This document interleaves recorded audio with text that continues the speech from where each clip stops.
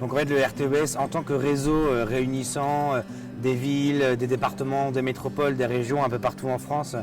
qui travaillent sur le sujet de l'ESS, a parmi ses missions le fait d'aller échanger, discuter, négocier avec les institutions notamment étatiques et gouvernementales pour renforcer les politiques publiques de l'ESS dans les territoires. Parce que nous, ce qui nous intéresse, c'est vraiment les territoires parce qu'on est un réseau de collectivités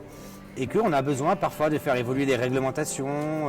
de pousser l'État aussi sur certains dispositifs, sur le soutien aux acteurs locaux, etc. Donc on a un gros travail avec tous les adhérents du RTES, de recensement de toutes les idées, de tous les besoins des collectivités et ensuite on fait le relais pour aller porter ça auprès des instances. Le RTES avait beaucoup pesé dans la loi ESS de 2014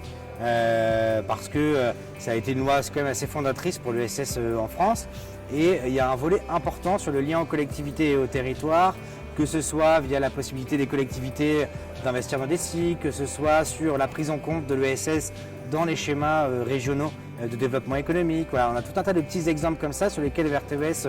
a réussi à peser et à s'organiser, mais au-delà de ça, le RTES c'est aussi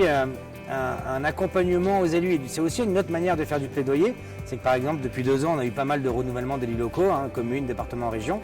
Le RTES a accompagné les différents candidats pendant la campagne électorale et les nouveaux élus aussi dans leur prise de poste et dans la conception des programmes électoraux. On avait créé des kits,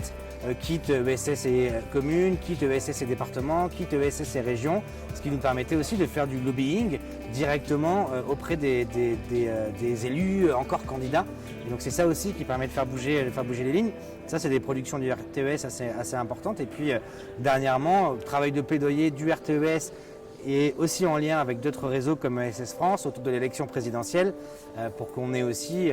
à l'époque un candidat, aujourd'hui un président de la République qui sont en capacité de renforcer les politiques publiques de soutien à l'ESS. Pour l'instant trop tôt pour juger si ce plaidoyer a marché ou va marcher, mais en tout cas on attend la constitution du nouveau gouvernement et on se tient prêt à aller mener nos petites batailles, quoi.